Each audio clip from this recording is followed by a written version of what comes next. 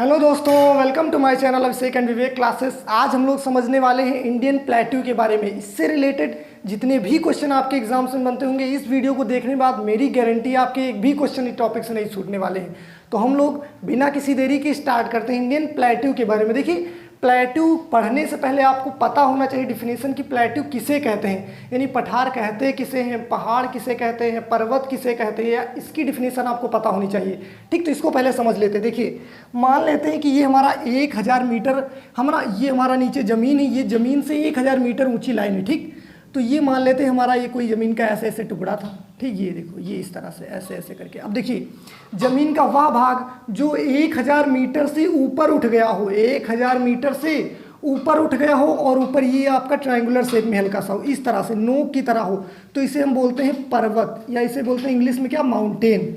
यानी ज़मीन से 1000 मीटर ऊपर होना चाहिए और वो नोक की तरह होना चाहिए। ठीक, पर्वत बोलते हैं उसे। लेकिन प्लेट्यू किसे बोलते हैं, जमीन से 1000 मीटर ऊंचा तो हो, लेकिन ऊपर वाला पार्ट उसका क्या हो, सपाट हो, एकदम समतल हो, छत की तरह। जैसे आपने छत देखा ना, ऐसे उस तरह हो, तो इसे हम बोलते हैं पठार, या इसे बोलते हैं क्या, प्लेट्यू।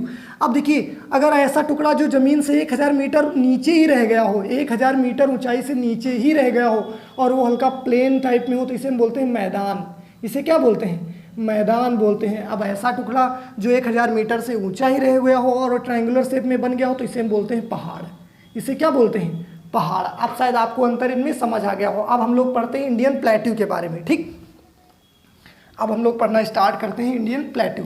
इंडियन प्लेट्यू को बेसिकली हम क्या बोलते हैं, प्रायद्वीपीय पठार बोलते हैं। प्रायद्वीप किसे बोलते हैं, देखिए, इंडियन जो प्लेट्यू है ना, ये इतना सा, ये वाला पूरा आपका है इंडियन प्लेट्यू। इसे हम दक्षिण भारत का पठार भी बोलते हैं। इसे क्या बोला जाता है, ये बेसिकली पूरा आपका दक्षिण भारत का पठार, इसे हम प्रायद्वीपीय पठार भी कहते हैं। प्रायद्वीप किसे बोलते हैं, इंग्लिश में पेनिनसुला। पेनिनसुला बोलते हैं जिसके 3 ओर पानी हो और एक तरफ हो जमीन का टुकड़ा लैंड से कनेक्टेड हो, उसे बोलते हैं पेनिनसुला या प्रायद्वीप। देखिए, इधर आपका अरब सागर, नीचे इंडियन ओशन है ना, इधर बंगाल की खाड़ी, तो 3 ओर पानी है ना, इसीलिए इसे बोलते हैं प्रायद्वीप। यानी ऐसा टुकड़ा जो 3 ओर जिसके पानी हो, एक और जमीन से कनेक्टेड हो, क्या बोलते हैं, प्रायद्वीप। तो इसे हम बोलते हैं प्रायद्वीपीय पठार, या फिर इसे क्या बोलते हैं, दक्षिण भारत का पठार। अब देखिए, यहाँ से एक नदी निकलती है आपकी, यहाँ से नर्मदा नदी। जो नर्मदा नदी होती है ना, इस दक्षिण भारत के पठार को 2 भागों में डिवाइड कर देती है। कौन सी नदी है, नर्मदा। नर्मदा नदी दक्षिण भारत के या प्रायद्वीपीय पठार को 2 भागों में बांट देती है।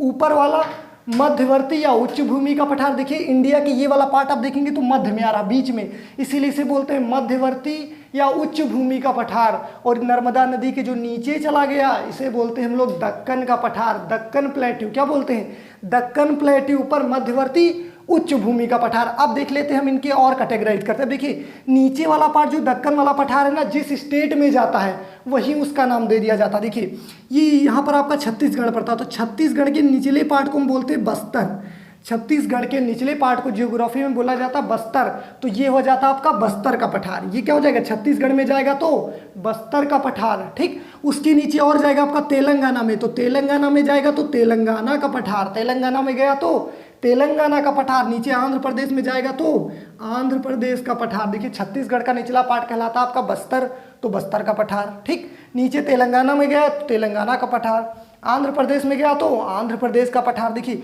और ये आपका कर्नाटक, कर्नाटक को हम जियोग्राफी में बोलते हैं धारवाड़। क्या बोलते हैं, धारवाड़। तो ये वाला आपका क्या हो जाएगा, धारवाड़ का पठार। ये आपका धारवाड़ का पठार, जो कर्नाटक में गया तो धारवाड़ का पठार। कर्नाटक को जियोग्राफी में बोला जाता है ना धारवाड़, तो धारवाड़ का पठार। अब देखिए, ये महाराष्ट्र का इधर पूर्वी भाग कहलाता विदर्भ। क्या कहलाता, विदर्भ, तो ये हो जाएगा विदर्भ का पठार। ये क्या हो जाएगा, विदर्भ का पठार। ठीक, तो देखिए, दक्कन का पठार ये इतने पार्ट में डिवाइड हो जाता है, और बीच में जहाँ जहाँ बच गया वो सब क्या हो जाएगा, वो सब दक्कन के पठार का हिस्सा है। ठीक, तो ये याद रखिए, ऊपर बोलिए छत्तीसगढ़ के नीचे बस्तर का पठार, तेलंगाना में गया तो तेलंगाना का पठार, आंध्र प्रदेश में गया तो आंध्र प्रदेश का पठार, कर्नाटक में गया तो धारवाड़ का पठार, और इधर महाराष्ट्र का पूर्वी भाग विदर्भ का पठार। पूर्वी भाग क्या हो गया, विदर्भ का पठार। तो ये हो जाएगा आपका नीचे दक्कन वाला पठार। ठीक, इसको हमने कैटेगराइज कर लिया। अब ऊपर वाले को देख लेते। देखिए, ये जस्ट इस नदी के, नर्मदा नदी के ऊपर ये वाला जो आपका पार्ट होता है, इसे बोलते हैं विंध्याचल का पठार। इसे क्या बोलते हैं, इसे बोलते हैं विंध्याचल का पठार। क्यों, विंध्याचल पर्वत के पास है तो विंध्याचल का पठार। ठीक, इधर आपका जस्ट राजस्थान से सटकर जो पठार पड़ता है, इसे हम बोलते हैं मालवा का पठार। इसे क्या बोलते हैं, मालवा का पठार। जस्ट नर्मदा नदी के ऊपर विंध्याचल का पठार, इसके इधर आपका पड़ता है मालवा का पठार, इसके ऊपर मालवा का पठार, इसके ऊपर आपका बुंदेलखंड का पठार, इसके ऊपर बुंदेल का, ये मध्य प्रदेश और उत्तर प्रदेश में थोड़ा सा फैला हुआ है, इसे बोलते हैं बुंदेलखंड का पठार। क्या बोलते हैं? बुंदेलखंड का पठार। जस्ट जो थोड़ा इधर ऊपर चला जाता है इस साइड में, इसे हम बोलते हैं बघेलखंड का पठार। इसे क्या बोलते हैं? ऊपर बुंदेलखंड और इधर बघेलखंड, इधर बघेलखंड बोलते हैं। ठीक, जस्ट अब ये उधर आपका झारखंड पड़ जाता है। झारखंड को जियोग्राफी में क्या बोलते हैं आप लोग खुद बताइए? झारखंड को जियोग्राफी में बोला जाता है छोटा नागपुर, इसीलिए ये वाला आपका हो जाएगा छोटा नागपुर का पठार। ये क्या हो जाएगा?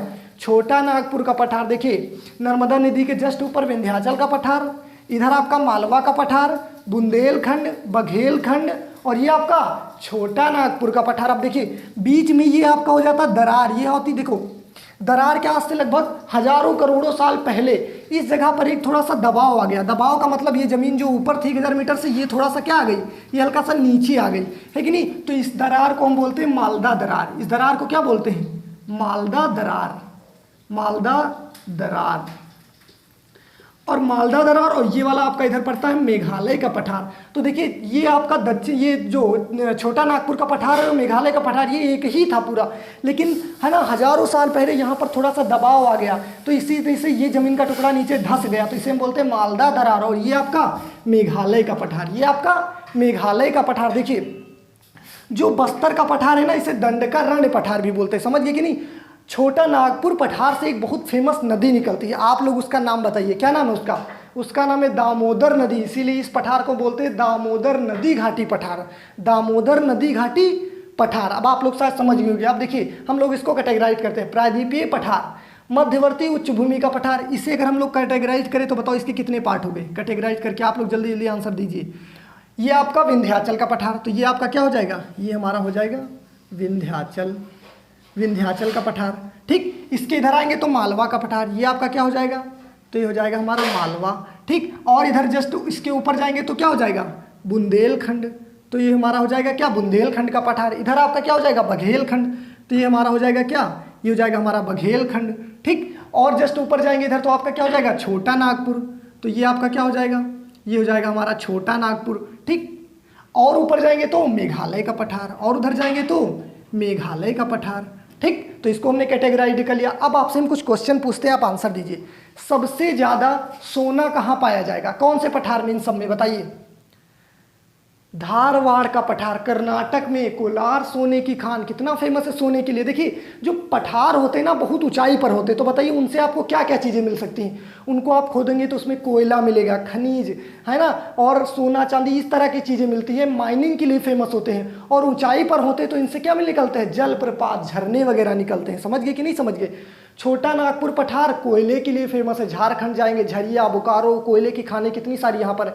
तो छोटा नागपुर पठार जो है आपका वो कोयला के लिए फेमस है, और ये सोना के लिए फेमस है। किसके लिए? सोना के लिए। अब एक बार फिर से बताइए, दक्षिण भारत का पठार को 2 भागों में बांटने वाली नदी कौन सी है? नर्मदा नदी। कौन सी नदी? नर्मदा नदी। उसके नीचे चले आइए, बताइए ये कौन सा पठार है? जल्दी जी। छत्तीसगढ़ का निचला पार्ट बस्तर कहलाता है, तो बस्तर का पठार या इसे दंडकारण्य का पठार भी बोलते हैं। ठीक, और बस्तर का पठार हो गया। फिर आपका तेलंगाना में गया तो तेलंगाना का पठार, आंध्र प्रदेश में गया आंध्र प्रदेश का पठार, कर्नाटक में गया तो धारवाड़ का पठार, फिर आपका इधर महाराष्ट्र का पूर्वी साइड क्या कहलाता? विदर्भ, तो विदर्भ का पठार। ठीक, तो बस्तर, तेलंगाना, आंध्र प्रदेश, धारवाड़, विदर्भ, काम खत्म। ये दक्कन का पठार का हिस्सा है पूरा। ऊपर मध्यवर्ती उच्च भूमि, बताइए विंध्याचल का पठार, मालवा का पठार, ये बुंदेलखंड, बघेलखंड, छोटा नागपुर, और ये मेघालय का पठार। आपसे क्वेश्चन पूछा जाएगा कि छोटा नागपुर का पठार और मेघालय का पठार किस दरार द्वारा अलग होते हैं? आंसर दीजिए। मालदा दरार द्वारा। कौन सा पठार है जो सबसे ज्यादा सोना विश्व में निकलता है? तो धारवाड़ का पठार। कोयला के लिए फेमस कौन सा है आपका? तो आपका छोटा नागपुर पठार। दूसरा नाम दामोदर नदी घाटी पठार, क्योंकि दामोदर नदी यहीं से निकल जाती है। ठीक, इसको अच्छे से लिख लीजिए। इससे रिलेटेड, इससे बाहर एक भी क्वेश्चन आपको नहीं है। ये आपको एकदम हमने कंसेप्चुअली समझा दिया। ठीक, तो अगर आपको अच्छा लगे तो प्लीज़ लाइक कीजिए। Thank you everyone.